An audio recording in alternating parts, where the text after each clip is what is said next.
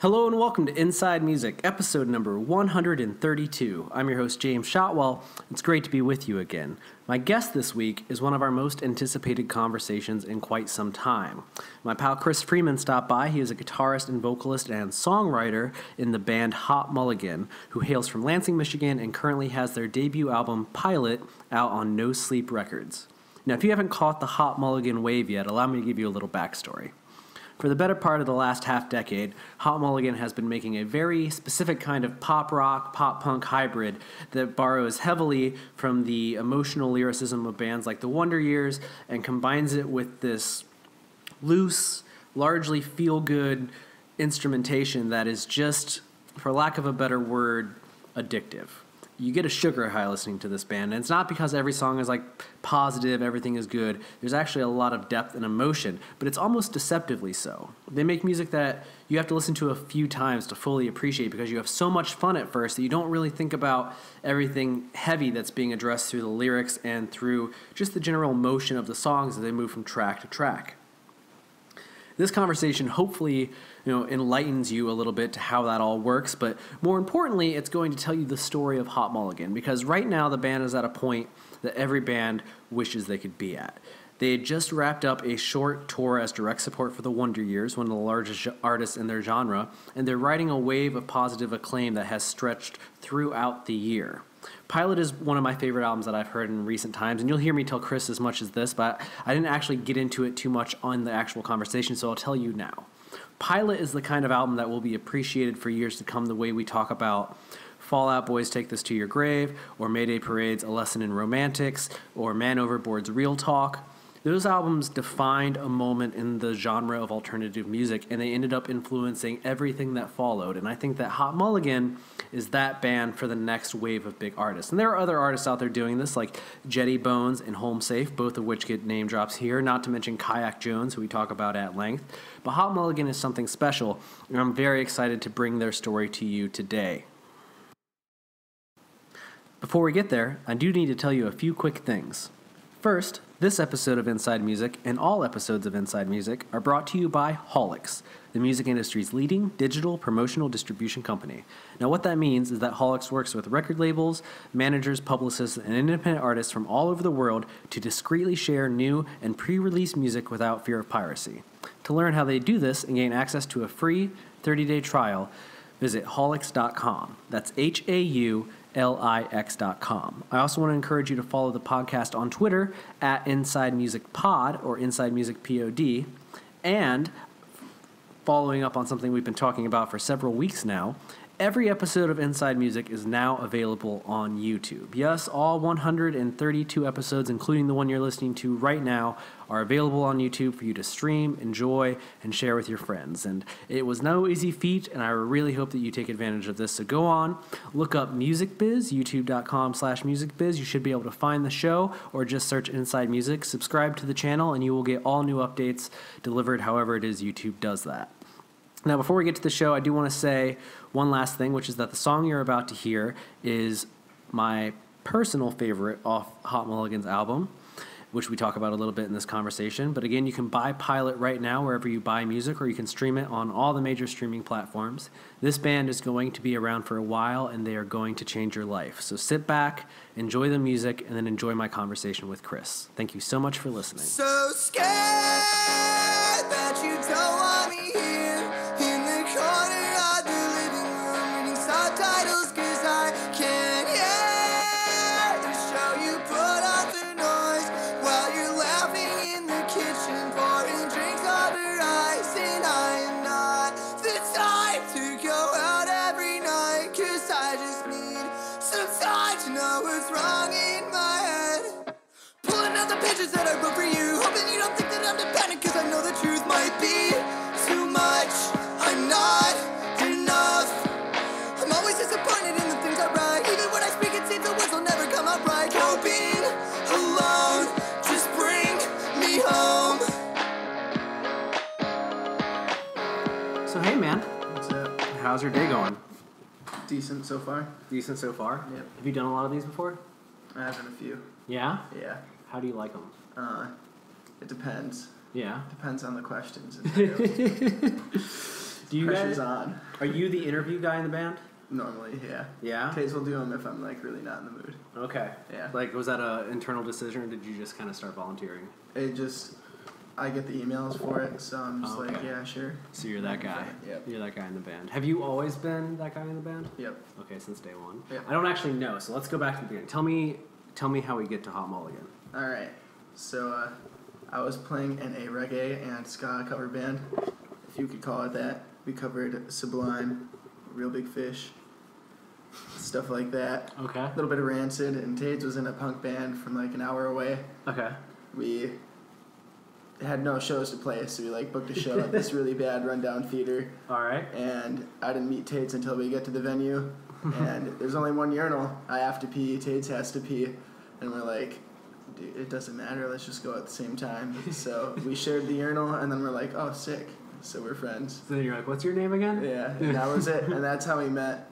And then I was playing drums at the time, and I was like, oh, I think I'm better than your drummer, so we get along well, so let's just start our own band. Okay, that fast. Yeah. Like that same night? Well, no, I don't know if it was the same, no, definitely not the same night. We played a second show months later, and then Okay. I decided, I was like, okay, this is what I want to do, because I was sick of playing other songs. And that band was writing songs, and we weren't writing songs, and I was like, well, I want to write songs, and he sounds like Soupy, so... He does kind of sound like I want a Soupy. pop punk band. Now, when was this? This was my sophomore or junior year of high school. Okay. Yep. So how long has that been now? I don't actually know how old you are. I was having this conversation with Brittany before you walked in. I was like, I don't actually know how old he is. Yeah, actually, I guess I was 16 when we met and 17 when we first started writing songs. Oh, wow. Yeah. So it's been a while. Yeah. 5 years. Now, how do you find the rest of the band? Well, it's come in many forms. How do you get to where we are right now with the band, I guess? Like, how did I find who's in it right now? Even though you're still swapping out a guitar player on tour. Yeah. Brandon, our drummer, he used to play in a band called Sun Suspension that I was a big fan of. I love that band. And they've been on the show. Oh, well, I mean, the vocalist was on the show once. Yeah, I remember. Yeah, he's I good. listened to that. Yeah, he's awesome. One of my good friends. Yeah. And he ended up finding our music, and I saw him like share one day, and I was like, oh, cool. Well, let's be friends because I like this. And he was like, well, I'm actually in this new band, Kayak Jones, and I'm like leaving Sudden Suspension. Mm-hmm. So let's play some shows. And he like sent me their first EP early. Yeah. It's like, cool. And then we went on their first tour, our second tour together. All right. We got along really well. He was a really good drummer. Hit it off. When we did the Opportunities release tour, our drummer at the time couldn't come, so we were touring with Kayak Jones. So we're like, hey, how about you just fill in on the drums? And then by the end of it, we were like, what if we just played drums all the time? We made the next record. And Fair enough. our bassist, Sniff, sent us covers through Twitter. He sent us videos. Like, okay. covers of your own songs? Yeah. That's amazing. Yeah. So he was like a fan. He was a fan. Yeah. That's weird. Yeah, I don't know. How did you Yeah. feel about it at first? You had to be like, this is a little strange. No, because he was like one of like 12 fans, it felt like. So it was like, oh, cool. Wow, someone wants to get in. So Oh no! The more you guys like get out there, even when I was in line in Cincinnati, and we'll eventually get there. When I saw you guys in Cincinnati, I was in line to get in, and I heard kids talking about like your first EP, and I had a moment where I was like, "There's no fucking way." And I was like, I don't think they were listening from the first. Yeah. Or they're like, I like these guys since day one, and I was like, I don't know that that's true. I've only met a handful of people that can tell me day one stories, and I don't think you're one of them. Right. We didn't even tour until after our second EP came out. Really? I think we played like 3 shows after the first EP came out. And you guys technically consider yourselves from Lansing? Is that what you claim? Yeah. Even though you live around here, right? Yep. In Grand Rapids? Yep. So does the rest of the band live in Lansing? Only Taze lives in Lansing. So what was that decision? Just pick a place? We were all there for a while. Like when I left high school, I went to college at MSU. All right. And I was like, all well, right. Taze, you got to leave the UP too, so Yeah. we can keep the the band UP? going. Yes, Okay, that's like where we're from. like a Marquette band? Like a Marquette kid? A little south of Marquette. Okay. Yeah. This is real deep for Not Michigan. quite big Michigan enough. listeners It's are like- the only people that know where we're talking about. Yeah. And then I went to MSU for school. Taze moved down. Then Sniff moved to Lansing. And then we had Ryan in the band for a while, who still plays with us. and he was going to MSU, so that's where we were at the time. We were just in Lansing. We practiced in a storage unit. Fair enough. And then now we're all like doing different things all the time. So now you're all. But so when does things start to take off? So you put out the first EP. You guys only play a few shows. Yep. Is Max Bar one of those shows? No. No. No. How long is it until you play Max Bar? We don't play Max Bar until August 2015. All right. Yep. That is, we just, Brittany, who you just met, she just went to Max Bar for the first time. And I was like, it has always looked like this. Yeah. Like how it looks right now. Gotcha. It has never been nicer than it is currently in current 2018. Yeah, that's never great for me. Yeah, it's a weird place. Yeah. People listening, if you ever go to Lansing, Michigan, it is like the default punk club, I guess, unless you Yeah. go to the Loft. Is that the other big club in Lansing? Yeah, but that's not near. The Loft is awesome. The Loft Max is is awesome too, but the Loft is awesome because it's like sincerely awesome, and Max is awesome because it's so shitty and cool. Max is like the CBGBs of Michigan, where it's like every band's played there.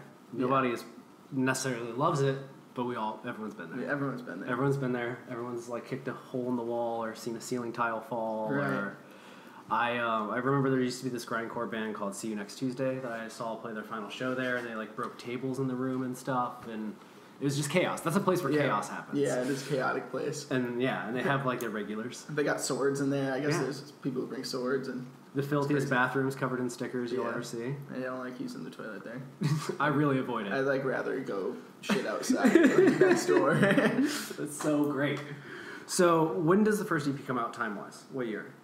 Originally it was November of 2014. 2014. And Yes. how long is Opportunities number 2? Opportunities is 3. 3. Okay, what's number 2 then? 2 is Honest and Cunning. Okay. That came out in May 2015. All right. So that was a pretty short distance. Or maybe it was April. No, it was May. And then you guys hit the road after that for the first time? Yeah, we went on our first tour after that August. Actually, The look on your face right now from people at home is one of inquisitive I'm really confused about... when you started going on the road. Yeah, our first tour was definitely... It was 9 days long. We played 5 shows, and it was in August 2015. Ooh, so hot and sweaty? It was hot and sweaty. We had a van with no air conditioning, and there was, Perfect. like, holes in the back of the van, so, like, the exhaust would, like, kick into the back.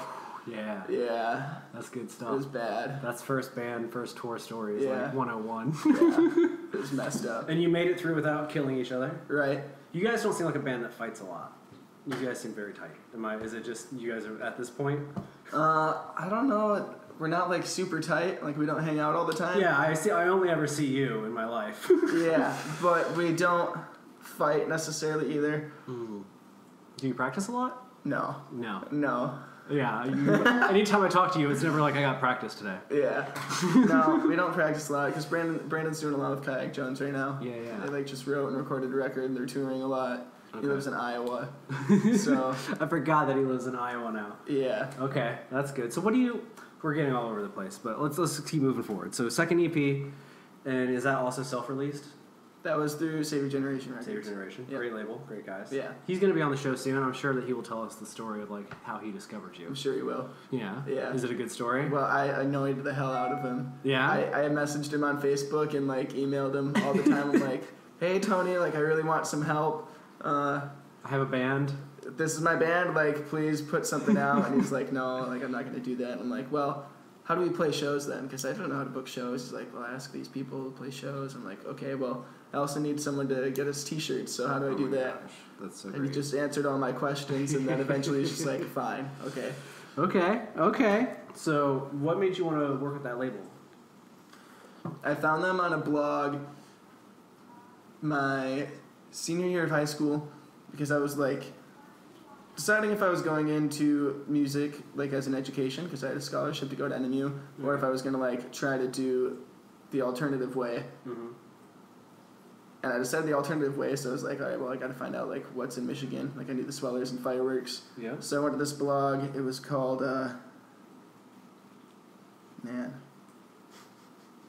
trying to remember it. No, it wasn't Middle of the Main. I remember Middle of the Mid.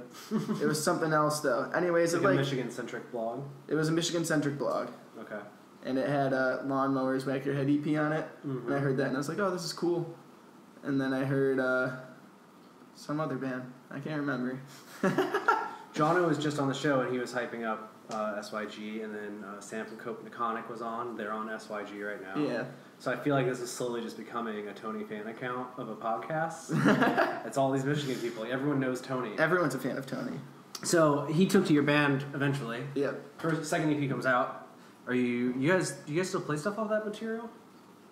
Rarely. But it's fan favorite stuff because I see people post their favorite songs. Yeah. And sometimes I'm like, what the hell is this song? I'm like, oh, It's old. it's a deep cut. Yeah. That'll wear off eventually. Like right now, you're in that period right now where it's really cool to know those songs because like people don't know them. They're like, oh, what is Three Blue Cars? It's like, gotta get deep. Yeah. Gotta go deeper. Yeah. And then eventually, people won't know them. Yeah. Yeah. And then it won't be. Yeah. It'll just be something you don't play because no one knows. Right. Yeah. Those will be good. That'll be a good time. Yeah. So how long between EB2 and Opportunities? Year and a half. Year and a half. Yep. And it seems like, because I've listened to all of them, it seems like there's like kind of a nice evolution between those two EPs because you guys kind of come into the form that you almost are now. Yeah. Opportunities. So like, what changes in that year? Is it just playing more together? We played together a lot more because when we wrote Opportunities, everyone lived in Lansing, and Tate's girlfriend lived down the hall from me. So we would go to the storage unit like almost every day and practice and write songs. Like a bunch of songs that we didn't keep. A literal storage unit? A literal storage unit, like okay. Metal box. Yeah, metal box. Yeah. Super cheap. Yeah. Everywhere in the Midwest. Yeah. Okay. And so we just wrote songs all the time, and that's kind of when we learned to write good songs. Or like, not that the old songs are bad, but like better songs. Or at least like the songs that you kind of write today. Yeah. It's like the form that you take on. So I guess the big thing off that is Dairy is the big song off that EP. For lack of a better word, big song. Did you know ahead of time that was going to be the first, like, a big thing for you guys? Like, did it feel different? I don't know. It did a little bit. That was the first time I felt like we really wrote the song that we wanted. Like, oh, this is what we're trying to do? Yeah. Okay. That must be a magical moment. Yeah. Really this cool. is it. Yeah. Now, how does songwriting work in the band? Is it you two working together? Is it just you? How does it go? It changes a lot. Okay. Sometimes I just have the song and it's finished, and then I'm like, okay, and it goes like this. Sometimes I have like just one guitar part, and then we build off of it. So other times I'll have like a whole instrumental song fleshed out, but I can't write lyrics to it, so then I bring it to Tate's. And then sometimes Tate's and I will like be in a room together. Is there anything, I guess, about either of your styles that for people that are just listening to the music, if the lyrics are kind of this way or that way, you can tell that it's you versus Tate's writing? There's something that like he does that often, or that you do often, that you feel like it's kind of a sign, like, oh, this is Chris wrote this. Well, if it has anything to do with weed, Tate's didn't write it. I wrote it. That's a good one. That's a good one. Tate's talks about body parts a lot in his lyrics. Yeah. So if you ever hear like my lungs or like my stomach, that's him. Stuff like that. Yeah, that's him. I guess the beauty is that you really, at first it does seem like it has that diary like take where it feels like you're looking into one person's diary, but there is a little bit of Jekyll and Hyde to it, so it makes sense that you're both competing, but you gel it well together. Yeah. Sometimes I'll like write a chorus and then I'm like, oh, I don't. What happens now? And this is what happens now, and then it goes from there. So it's cool when we like come together on songs too. And then, how long after that before you guys start talking to No Sleep? Like, how long is Opportunities out before Chris comes in? 2 months. 2 months. Yeah. So he jumps in pretty quick. Yeah, we release Opportunities, and then we head out on tour with Kayak Jones again. And some themes emerging here. Yeah. It does way better. Like, people are actually coming and like singing the new songs. Yeah. And then No Sleep followed us on Twitter. Big day. Like, I remember when that happened to me. First time. So yeah, Chris and I go way back. That's also, and it's fitting because like No Sleep was that label that picked a lot of speed up out of Michigan. And right. Made them a band everywhere. Yeah. Now cool. Now you guys are that band. I remember emailing him like, "How do you know about this?" Because it felt like a Midwest thing, and I was like, "Where do you get this stuff from?" Mm-hmm. I'm guessing it's Tony. If I have Chris on the show, he'll probably be like, "Tony got a hold of me, had to show him." Tony's got the ear. So, were you excited to work with him? Like when No Sleep pops in, or are you just like, "Oh shit, this is the next step possibly"? We thought it was like the next step possibly. Mm-hmm. You know, we loved like the upsides. Yeah. A lot of Spew. Major League was on there. Some huge launching points for bands. Yeah. Yeah. It's like, feels like the real deal, you know? Mhm. Like, working with Tony was awesome, but this was, like, the first time there was, like, a substantial amount of money. Like, or for at the least record, for, like, or, like, this kind of band, yeah. Right. No, I mean, I met Chris right after he started No Sleep, and I was in college doing radio, and he, I still have it in my other house, my parents' house, my other house, like I'm rich, my parents' house, but he actually mailed out radio promo CDs with like 3 songs from that first Wonder Years record on it. Like Get Fruit Punch told me it was on it, as if that was gonna get like top 40 radio play. But he mailed out, like I remember he mailed those out before he mailed that first Wonder Years record out, and I was like, whatever you put out, I'm gonna be crazy about. And he's like, I'm signing this Law Dispute band, and I was like, fuck yeah, son. Cool. It's a big deal. Sick. That's a big time in life. So how long until you guys start talking to Chris? Like seriously talking to Chris. Does he approach you? Or is it more flirtatious? Like, hey, you should put out our record.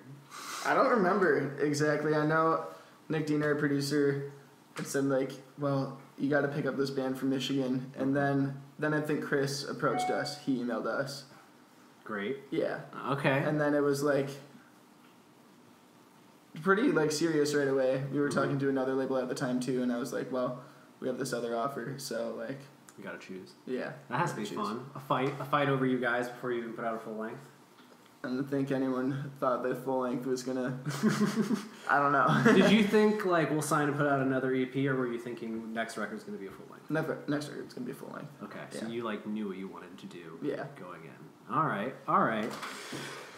And you ultimately go with No Sleep, and then how do you land on Nick just being a fan of the Swellers and wanting to work with him that way?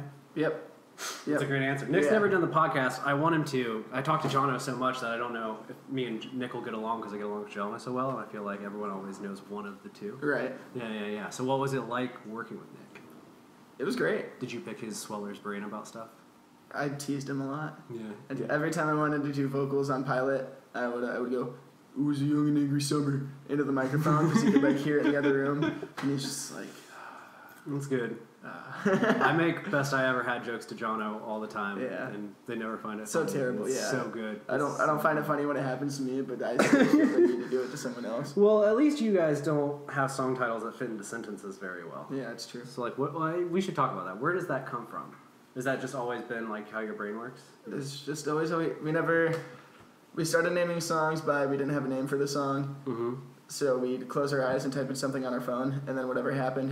Like the predictive text of whatever it is? Yeah. Okay. Yeah. So that made Visited Salmon, Trains at Balcony.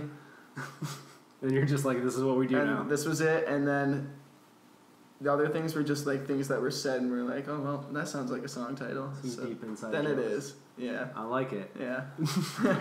Was there ever any pushback on the Michelle Branch song title just for marketing purposes? No. No? Never was into it? I don't know. The first time when I got in advance of the record the first time, I remember reading it and I was like, this is awesome, but like, how do you promote this? What do you do here? It does it for itself. Yeah, it just takes off. I mean, kids like that. I mean, like, that's that old Panic at the Disco. It worked for them. It worked for Fall Out Boy. Yeah. Yeah. Not enough bands do it. No. I don't think every band should do it because that would get way too confusing. Yeah, it's true. But like a small amount is good. We did it at the right time, you know? Because now, if it happens while we're still doing it right now, then it's just... They're doing the Hot Mulligan They're just thing. doing our thing. Yeah. But we didn't start it. No. But you bring it We back. ripped it off like at the right time later on. Yes, exactly. Greta Van Fleet. Exactly. I actually was listening to that record before you walked in. It's weird. It's a good time. They're good. They're really good. They're a good band. Super young, super good. Yeah. Have a lot going for them right now. Yeah. I'd rather be where you guys are in terms of getting exposure and blowing up right now than where they are, because they're like playing Elton John's private parties. I'm like, what is the ceiling? Where do you go from here? Like, you guys have a lot of room to explore and like build. Yeah. It seems like they're like, you have to be an arena headliner or nothing. Right. Before we get off opportunities, what is the story of Deluxe Capacitor? Because that seems like one of those songs that, like Dairy, is like another notch or step forward for you guys in terms of exposure and what people are talking about. Right. That's how I enter your band. Is somebody sent me Deluxe Capacitor, and I was like, what is this Gin Blossom song? Because that's what it reminds me of. Especially the full band version is very like 90s alternative kind of take on it. So where does that song come from? Like, what is the story there? Well, clearly you wrote it because it opens with a weed reference. Right, it opens with a weed reference, so it's mine. Well, I hadn't written a song in like months, probably, since we'd finished Opportunities originally, which was like way earlier in 2016. Yeah, we finished it early 2016, and it had come out until late 2017. And then months after it came out, I like picked up a guitar again for the first time, and I found some chords I liked, and then I had like a trip home to see my parents for like a weekend or something. I just like got bored of being in the house, so like went and drove around to see all the places I used to drive around at, and I was just felt different to be back home after a while, and then also write songs like where I used to write songs. And that's what comes out. Yeah, and that's what came out. And so what's the decision to bring it back for the full length as a full band version? Was it just people liking it so much, or did you always want it to be a full band song? We always wanted to be a full band song. Okay. So when we found out we were gonna re-release Opportunities through No Sleep, we didn't want to just like re-release it. So we wanted to add a song, but we didn't want to add a full band song. So we added an acoustic song that would have been a full band song. And it worked out. That we do later. Yeah. And yeah, it just worked. I mean, I was real excited when I saw it on Pilot. I was like, that's a smart move, because that was the one that kids were kind of sharing. That and dairy, but it was like, if you don't like dairy, here's this other idea that kind of represents what you guys do so well. And structurally, it's one of your most, I guess, a traditional song in terms of how you guys write music. You don't write a lot of like verse, chorus songs. Right. But that one is very much like a straightforward bop. Yep. It was verse, chorus. A lot of songs on Pilot are like that. I feel like, but they didn't used to be. Oh yeah. They weren't always that way. Let's. I want to go through some of the songs. Tell me about Alexa. You're not involved in this. We'll talk about armadillo shells, since that's the one everyone kind of gets into. Plus, it's got the bop to it. Right. So, where's this song come from? And like, is that your idea going in as like the beat to it and everything? No. Well, actually, we only had 10 songs going in to record Pilot, so we recorded all 10. Right. Yeah. Right. And then we needed an 11th. So we're like, well, let's just take a few hours and try to write one in the studio. And I came up with like the opening like chord progression and stuff. Yeah. And it was supposed to be a heavy song, like Three Blue Cars. Like, I guess not heavy, but like heavier for us.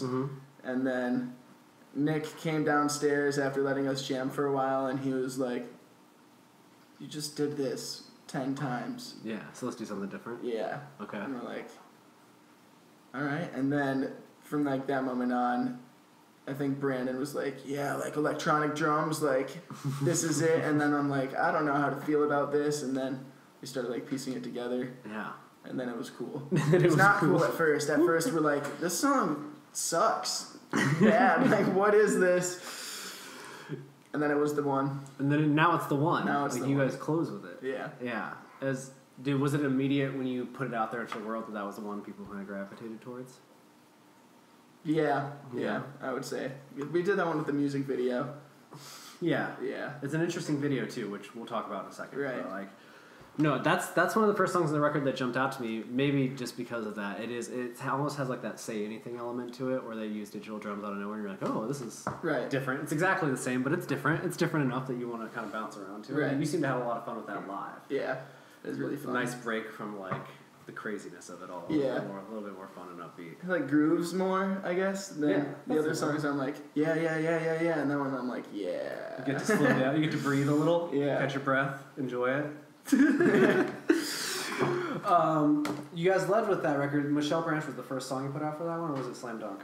Michelle Branch. Michelle Branch. Yeah. The soundtrack to a Slam Dunk. Yeah. Which I imagine is something you said to each other as an inside joke. No, I don't know. That one just came into my head, and I was like, this is really funny. That is. I mean, it's funny, but it sounds like it's the kind of title that you're like, there must be a story there. I still think I heard it somewhere before, because I must have. There's no way I'm that creative that I said, like. Says the principal songwriter. There's no way. I don't know. I don't think I must have seen it somewhere before, maybe in a different phrasing, but I thought that when I thought the first time. Wow. Anyway, so I tried searching it on Twitter. Maybe I saw it on Twitter and there was nothing. So I'm like, okay.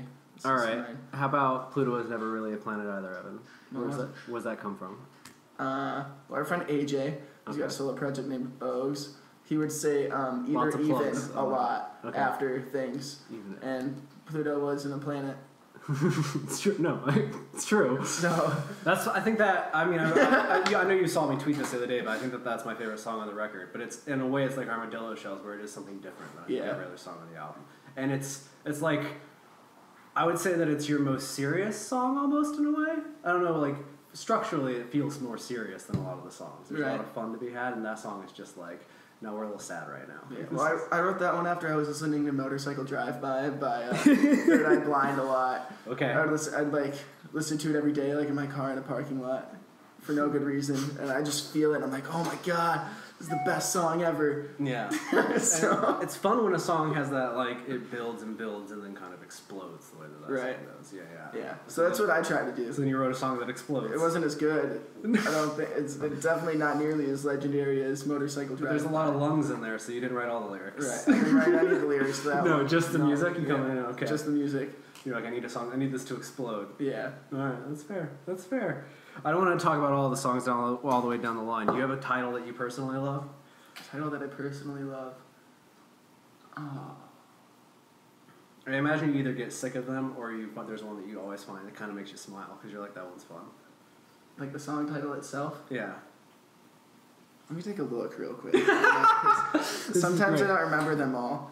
No, I mean, they're a little long, and sometimes it's just sitting here, I was like, maybe I should pull up these song titles before I say something that's really dumb. Yeah, I don't know. And off. I really do like How Do You Know It's Not Armadillo Shells. What does that come from? We had an after party after that Opportunities tour, after the first show, I think. Yeah. And this guy was there. The show was Hot Mulligan, Belmont, Kayak Jones, I think. And no one knew him. He didn't know anyone at this party. He hadn't heard of Belmont or Hot Mulligan. Okay. He wasn't talking to anyone. He was asking people to smoke out of an orange and listen to Suicide Boys in his headphones. You could share an earphone with him even though there was music playing over the PA. Great.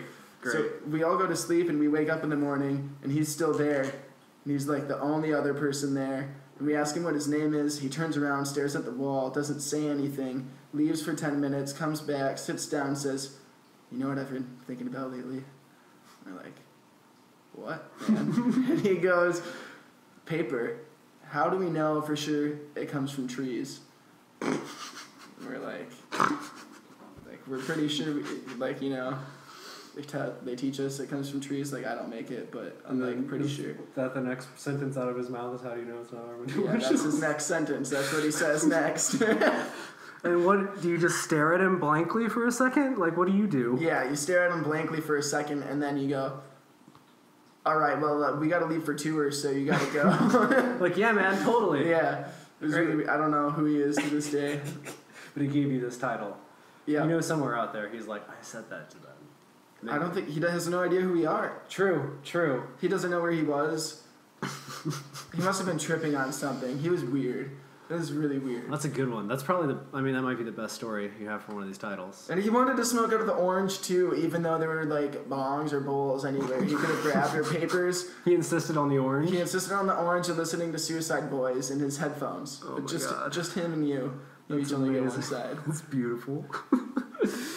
Well, let's talk about the video. We're just working our way down the line up to present day. So let's talk about the video. Obviously, we talk about why that song kind of stands out to you guys, but the video is pretty unique in terms of what a video can be and all the message you're trying to get across. So whose idea is it? Tate's. Yeah.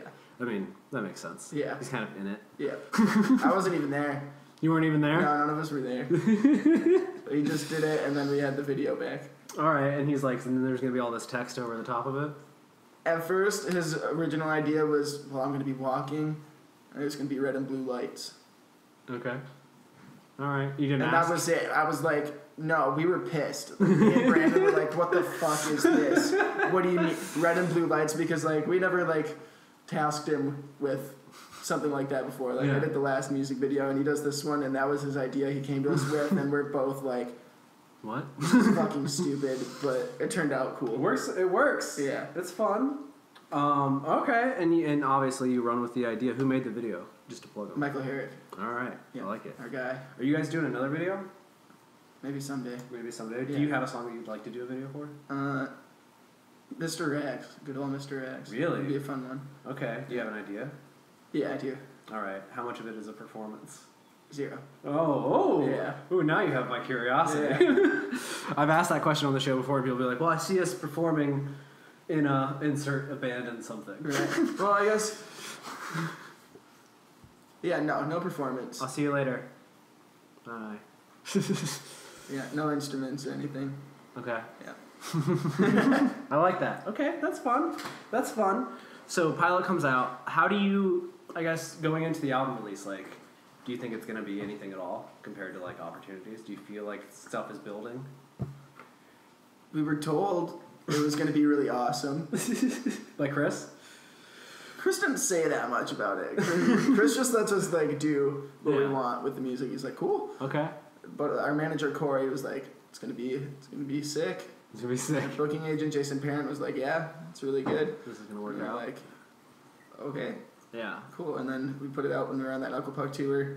And at first, like, when we played, like, Chicago, it was really cool. But it had been cool for a while. And then a lot of the other shows were like, oh no, we don't belong here. And then, like, after a couple weeks, like a week of the record being out, it was like, okay, Kids know. wow, Okay. that was fast. I mean, I felt when I first heard the album, I was like, I don't know. It's weird. I've been doing this for like a decade now, and when I first heard the record, right around the decade mark of having started writing, I was like, this is going to be big. And I think I even tried to tell you guys as much, and I was like, it's so awkward to like tell somebody that I think their album's going to be big because I don't want to like, A, explode your ego, which is not the kind of person you are, or B, say that and then it not work out, and you'll be like, this guy fucking told us that it was going to be the next blah, blah, blah, blah, blah, and here I am broke and not doing anything. Yeah. I'm still broke, but... You're still broke, but I mean, you're going to be broke for a while. That's just Right. comes with the territory. I'm still technically broke. So like a week goes by and you start to notice, and then does the online start to pick up, like interactions online or tweets or followers? Yeah, after that, like on that tour and after that tour, we started doing good tweet numbers, even with just like Dumb stuff. terrible posts. And the memes. Yeah. Like the hot memegans are very interesting. That's what I like to call them. Yeah, right. What, like, that isn't you guys. Like, you guys just have this audience that does this. Yeah, they just make them. So, like, what do you think is the secret there? Like, how do you guys get this audience? I'm so curious because there are a ton of bands in the genre that you guys exist in that don't have this weird following that you guys have. And it's rabid, but it's also just weird because some of the memes are so crazy. Right. So, like, where do you think it comes from? Well, I think like we're kind of like that, and we like put ourselves out there like that, so it's inviting. Yeah. You know, I don't think you take like a very serious band And meme them and up. do that for them, and they'd probably look at it and are like, Okay. cool. That makes sense. We look at it, we're like, haha, this is funny as shit. Retweet. That's amazing. Honestly, my first thought, and I could probably scroll back in my tweets and find this because I texted it to Chris. I was like, you have something so special right here. And I was like, I don't know what it's going to be, and I don't think that the whole alternative scene as a whole isn't where it was in like the mid-aughts when bands would drop in these big debut records and people would just like go absolutely ape shit. But I was like, for what this scene is, like this could be the next big insert. I'm not gonna like just drop albums, but I dropped a lot of very big emo albums. Right. And then he was just like, "Are you sure?" And I was like, "Yeah, I definitely think so." And then the memes help it, but I think it also keeps you guys lighthearted and it makes it possible for you guys to kind of get bigger without people being like, "Well, they're not that serious." Like the fun, like you have this sense of fun to what you do all the time. Yeah. Sometimes I don't like that. Yeah, you want people to take it a little more seriously? Well, I don't know. I've been changing my mind like, back and forth a lot lately because all of it like felt more immature before it mattered. Yeah. And it was just like easy to Be silly about it? be silly all the time because all of it was stupid. We shouldn't have been going on tours. We should not have. We tried like a full U.S. tour one time before we were ready. We shouldn't have been doing that. No. We shouldn't have been doing anything that we were doing. But then it like worked and it was like all a joke. But now we should be doing what we're doing. Yeah. How do you So- rectify the two in a way? Right, I don't want to necessarily have this big joke like looming over it. Yeah, like, oh, they're a joke band. Right. You don't want to be that. Yeah. But I don't think, I mean, it's weird. It's so strange. Like, my first experience with, do you have a name for your fans? Have you gotten one yet? No, we don't. We definitely got to, like, figure this out. Uh, We didn't even ask, before we get there, like, what does the band name come from? I had an art teacher whose name was Mrs. Mulligan, Okay. and her daughter was Hot. Hot Mulligan. Yeah. That makes sense. Yeah. It's I like that. That's as easy as it gets. It's as easy as it gets. Oh. It's simple. I mean, well, with all the song titles, people would probably just assume that it's like some big elaborate in-joke. Right. Which I guess it is, kind of in a way. I mean, no one knows the stories until I tell them, or we tell Yeah, them. You know? and so, yeah, you're the keeper of the Yeah. secrets. But they're not like huge jokes that like made us like roll on the floor laughing. It's all very casual. Which goes back to now we have to take it seriously.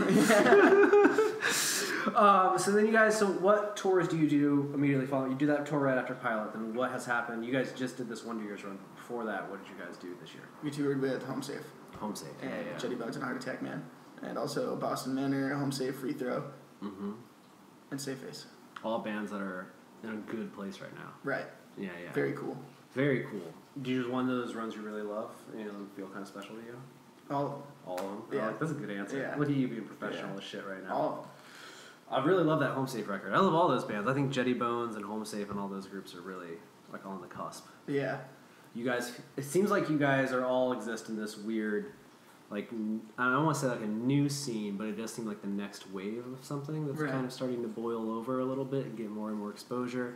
Jetty Bones being out with the early November. You guys just wrapped with the Wonder Years. You're about to go out with Trophy Eyes, who recorded that album in Thailand. Yeah. Yeah. Yeah, that's crazy. It is crazy. Some people were like, we gotta lock ourselves away in a basement, and they were like, nah, Thailand. Thailand. Beach in Thailand. Power move. Super. I want to do that. Like, I'm gonna go somewhere crazy. Imagine that call with Chris. Hey, I know we were gonna do our next record. That'd be sick. Call him right now. He probably wouldn't answer. No. You'd be like, I have children, man. What do you want? Yeah, true. All right, so then was it kind of full circle to get that call to do the Wonder Years run then? Since going into the beginning of Tades, you're like, he sounds like Soupy. And then here's Yeah, Soupy that being was- like, come out with us. That was the full circle moment. Yeah, was it weird? Yeah, it was weird. Because I'd like seen the Wonder Years a few times, like in high school. Mm-hmm. And I had only met Kennedy before. Yeah. And I like, some people use the word punishing.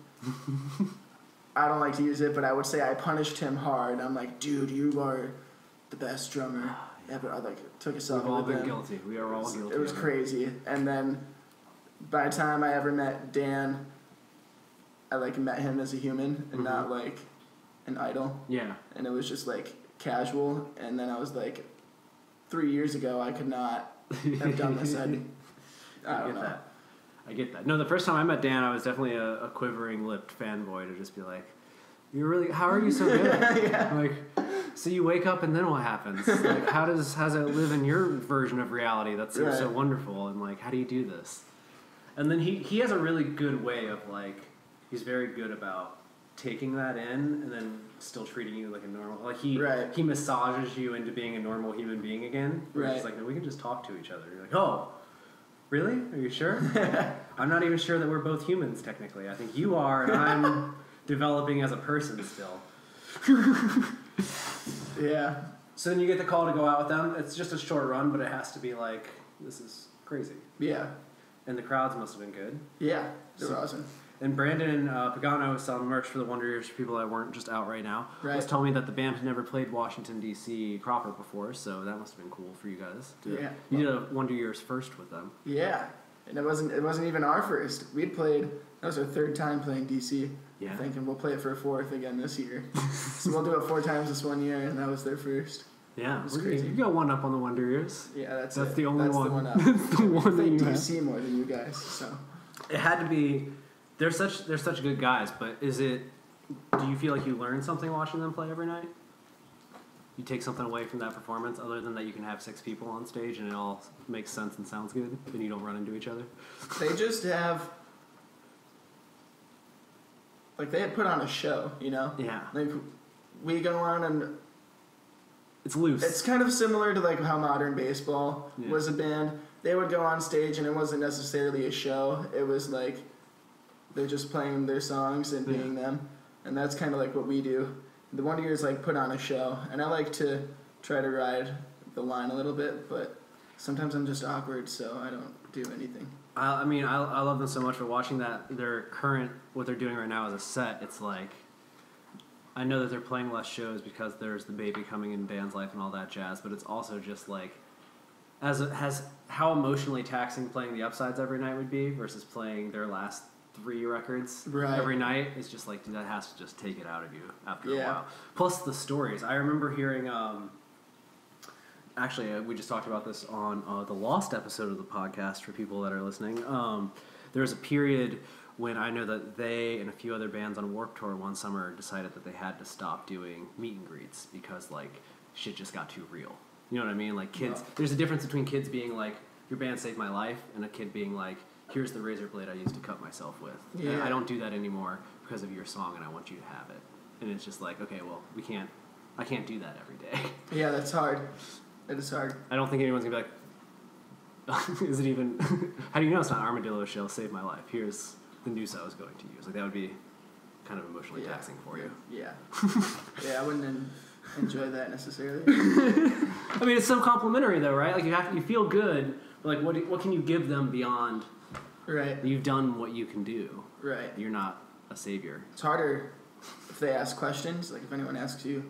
Like what it's about and stuff? What they do. Yeah. Or like, they like give you like their life story and like ask you what you think you should do. And I'm like, I'm lost too, man. You're like, I wrote this shit because I don't know what to do. I don't know. I don't have the answers. Yeah. Do you guys get letters and stuff? Or at least messages, I guess? We get messages. DMs. Yeah. People slide into the DMs with some heartache, and you're like, okay. Yeah. That has to be weird. You're not really, yeah. Weird is maybe not the right word, but like, different, I guess? Challenging in its own way? It was never expected, you know? I never expected to get a DM saying like, your band just really got me through like a hard time. Nowadays, we get like, it's like half like, I'm so sad, like I don't know what I could do without you, and then the other half is like, how can I smoke with you? Sometimes from the same person. I'm sad, but I think smoking with you would really pick it up for me and make everything a little bit better. No, I get that. But I think it's important that, because I think as artists and people that are kind of, I guess, curators and things like that in the industry, like, people forge this relationship with you because they connect with your art in a way that somewhat you intended, but they also make it their own thing. Right. They're like, this song means this to me. And then they come up to you and they ask you, and you have to, like, not say, well, it's just some dumb idea I had. You know what I mean? Or, like, I wrote this song in 5 minutes. I actually didn't think it through that much at the time. I'm glad it changed your life. Like, right. It has to be, like, a weird responsibility. I don't know. I feel good about people liking the songs because I wouldn't put out something that I didn't think was, like, worth it. Mm-hmm. So. Well, that's good. Yeah. That run of shows, it ended in Cincinnati. It was a fun show. Did you like that gig? Yeah. There was this moment when I walked in. I was curious. I really wanted to see you guys outside of Michigan because I know how kids here treat you guys. Right. And, like, this is where the hive mind of Hot Mulligan thrives. So I saw you guys at the Loft earlier this year. That was a great show. Yeah. And, like, that was very much, that's playing to your crowd. Right. So driving down to Bogart's, you had told me earlier in the day that you'd had such a terrible show there before. Which is great because I was already 5 hours into driving to see you guys. You're like, our last show here was terrible. Yeah, it was bad. It made me laugh so hard. I was like, man, you invited me down here. And then you guys get on stage, and credit to the openers, the Sound and Color, and I'm going to mess up their name. Who was the second band? Super Whatever. Super Whatever. Who was great. Fantastic set. Yeah. Kids were jamming. But from my perspective in the audience, like, kids were just talking. Like, as soon as I walked in the door, kids were talking about Hot Mulligan. And it's weird to kind of be the fly on the wall listening to people talk about that stuff. Yeah. I like it because it tells me, like, what to write in the story, but also, like, that I'm on the right path with, like, I think this is what's happening in music right now. And then to hear kids, you guys are setting up, and I'm literally listening to the girl in front of me turn around to her friend who's like, who is this band? Hot what? and her friend's like, "Oh my god, you're gonna love this band." Like she's selling like a trailer to a movie where she's like, "This is gonna happen, and they're gonna do this, and I hope they play this song." And I was just like, "This is so weird." Like to watch, and her eyes were just so excited. And you guys get on stage, and there's a moment that I wish I had captured. And I think Bryce probably captured it as a photo, but like. False start into Derry, which is captured forever, which was amazing. Right. So good. I never even put together how similar those two beginnings were until that happened. And I was like, oh yeah, I guess they do have two songs that kind of start. Bangers are made a certain way. Yeah. So great. False start. But as soon as that track kicks in, you get that first crowd swell of the night. And I caught on your face especially, you were just kind of like, oh. Like there was a moment where you're kind of like, oh shit, this works this time. Right. Yeah. So like what was that like? What is it like for you when you play a city that maybe didn't react the same way in the past, but then this time they're like, oh, we give a shit now?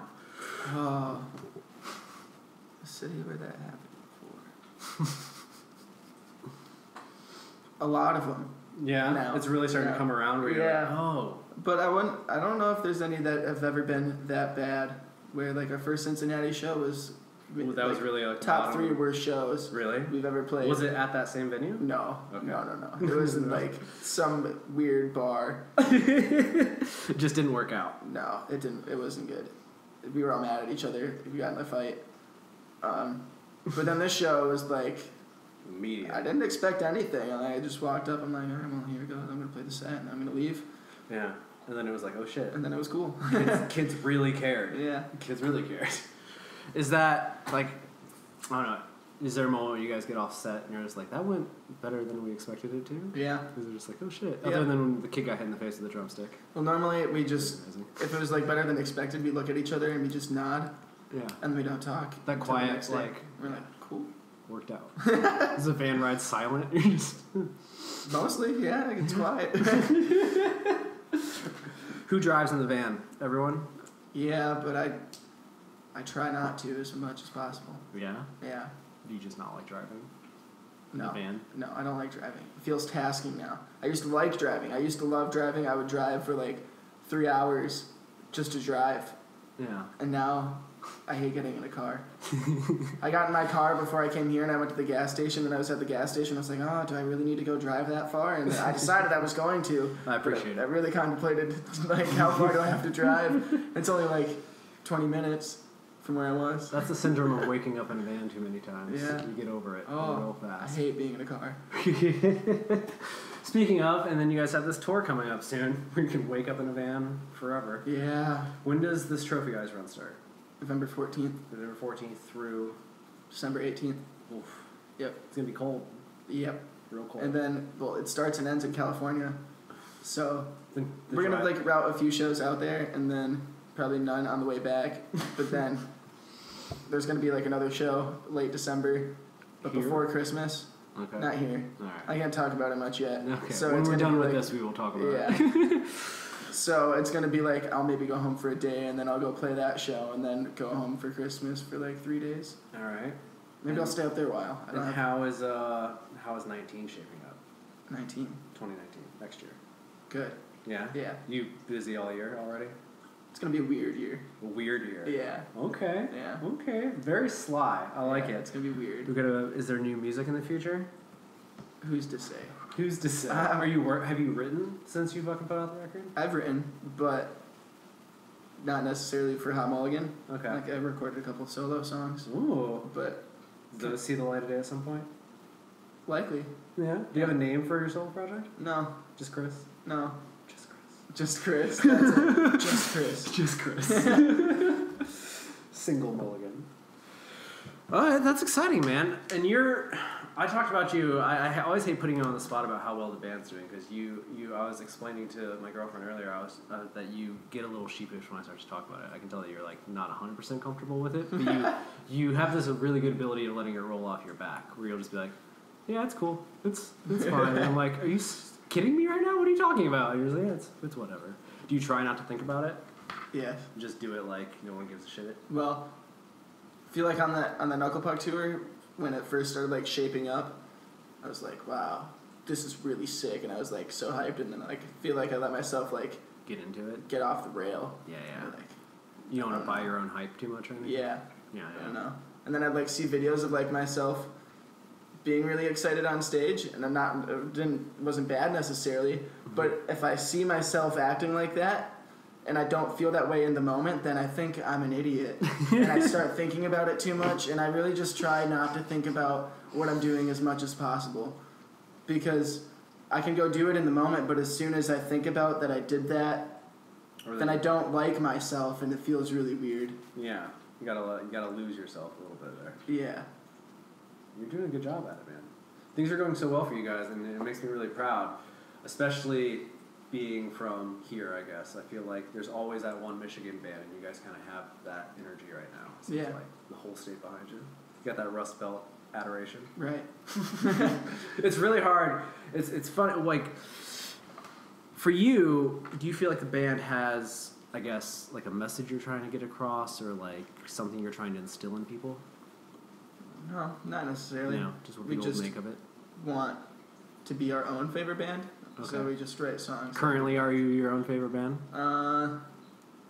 No, I wouldn't say I have a favorite currently. I haven't had a favorite in a while. Okay. Yep.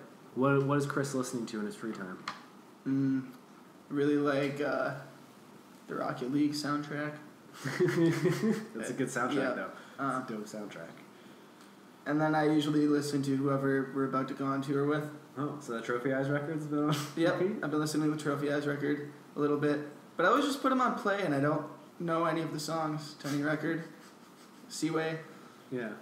Seaway album's really good, too. I listen to Trash Stains by Microwave, like, religiously right now. Okay. But I was listening to that before we got this tour announcement, or, like, tour offer. Are you a vinyl guy? No, not really. Not really. I have 4 vinyl records. I have the Manton Street 7-inch by the Wonder Years. Good one. I have those first 2 Pet Symmetry songs. I have the Citizen Turnover split and Home Safe's. Damn, I can't remember the name of the record. It's not one. It's the one before that. The one before the Home Safe record. I assumed you were about to say, and then our records. Oh yeah, I do have our records. Yeah, but I give them all to my dad. Okay. Yeah. Is he the vinyl guy? Or he's just that dad that has everything? He's just the dad that has everything. My parents have that drawer in their house that I hope I never have to go through myself. I'm like, yeah, just have your museum to me. I'm like stoked because I never see all of it. Okay. So like when it's done and then I go back home and I see it, I'm gonna be like, whoa, I did that. That's cool. Well, let me ask you this before we wrap up. It's been such a big year for you guys. Like, what is something that you haven't gotten to do yet that you really hope you guys can do? That seems like within reason, obviously. Not like, we want to play a stadium, but like... I want to go to Europe really bad. I keep seeing that online. Yeah. People really want you to go to They Europe. ask us to come. They're asking We're for trying. I want to go. It is expensive to send a band to Europe. Yeah. Yeah, but what they do is they all tour in like one bus. Yeah. So... Sounds nice. Like, I'm not going to push us to go to Europe on our own and then lose all of our money and be really sad when I come back home. I'll wait until someone wants to bring us, and then we'll go. And we probably won't make much money, but like that's the way to do it, is to go out with someone bigger first. But as long as you don't lose a ton of money, Right. it's worth it. Like, I would lose money to go. Yeah. It's not about the money, but it's like, we can't afford to go on our own, so we won't. It's expensive, but Right. that answers that question. Will we see more Hot Mulligan headlining shows in the future? You guys are in this perfect spot right now where you're doing a lot of direct support and such. Yeah. So, We have 3 in October. 3 in October. You want to plug those? Because this will be out maybe today. Yeah. We're playing... Here, let me look at the flyer, actually. I do want to point out that you pulled up Spotify to look at your own band's song titles. Yeah. I like it. Are they at least saved to your phone? No. No, of course not. No. Love it. I know you're playing Columbus. Yeah, we play Columbus on Oh, it's loading. October 4th All at right. Big Room Bar. And then we play Raleigh, North Carolina on the 5th. And the Hoosier Dome in Indy on the 6th. That rally show, that's emo night. Yep. And you're playing with 2 other bands, and there's 3 DJs. And one of them is Craig Owens of Chiodos. Yeah, and Adam Lazara. And Adam Lazara Right. of Taking Back Sunday. That's going to be a weird night. Yeah. Like, very strange. Weird. Maybe we'll pull out a Taking Back Sunday cover. Ooh, do you have one? No. You guys are a band that could do one. I could, Yeah, we could do one. obviously. Yeah. I mean, funny. it's in the artists similar to that I see a lot of people recommend them. Just because there's two people that sing doesn't mean that every band is. It is. It's just like every female pop punk band is kind of like Paramore. You like Jetty Bones? You must like Paramore. God damn, I hate that. The reason I love two vocals is because Man Overboard. Like Taking Back Sunday is cool too. I think that shows your age more than it shows. Oh, it does, definitely. Yeah, it definitely like that's just a generational thing. Man Overboard was like my first real show. Really? Yeah. Who all was on the bill? Mayday Parade, Stages and Stereos, and Cartel. Hot show. It was the Glamour Kills tour. Yeah. Also dates that when you say the Glamour Kills tour. Yeah, true. Wow. Yeah. I actually, Man Overboard's Real Talk was one of the records I mentioned to Chris, and the first Mayday Parade record, because that's how I feel about Pilot, where I was just like, kids are going to love this album this way. And they do. It's weird. But I like it. Yeah. I'm proud of you, man. People always hate those bands' second records, though. Largely across the board. People hate most second records. Yeah. For this genre, particularly. Yeah, that's terrible. Does that terrify you? No, because even if it's awesome, they're gonna hate it anyway. And I feel like in time we've all come around to the second Mayday Parade record. There's some bangers, but they tried to make an album that sounded like their first album without Jason. Right. And it just didn't work out as well. Yeah, so as long as you don't kick out one of the guys between now and then, or you and Tate stay getting along, I think you'll be fine. Right. Yeah, I definitely won't like Pilot too. That's not the move. Is there a ballad in you? Like a real ballad? See, I don't want to just write like normal 4-chord songs with guitar and drums and that's it. I want to like play some piano and do you play piano? Freaky. Not really, but I can. You can figure it out. I can't really play guitar either, but I know how to write songs. So. Fair enough. That is spoken like a true genre person right there. Like, I don't know how to play any of this stuff, but we get on stage and music comes out. I know how to write songs. I don't know. I'm not much with instruments. Real quick, how can people follow all things Hot Mulligan? Is it just Hot Mulligan on everything? Yeah. I don't imagine that's a name you had to fight for on most social media networks. It's just Hot Mulligan everywhere.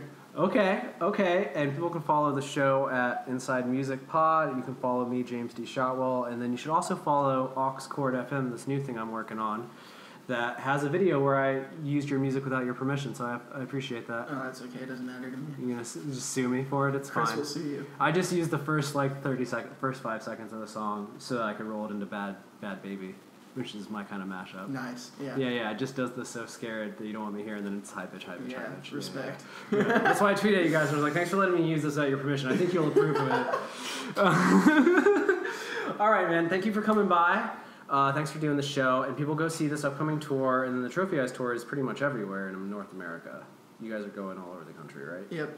You're in Detroit in December, I believe. St. Andrews, I think. Yep. Yeah. So cool. That'll probably be the next time I see you, other than when we hang out. So right. I'll see you in December. Cool. Yep. Sounds good. Thanks so much. Heard it's happening again. Another friend said marry me. Well, unknowingly signing away the life he wanted. I'm glad none of our parents stayed together. I hate to be a bummer, but I'm 3 more beers from calling a cab so I can sleep to shake this dread. I won't wake up unless you ask if I am okay. Pulling up the pictures that I wrote for you, hoping you don't think that I'm dependent, cause I know the truth might be too much and not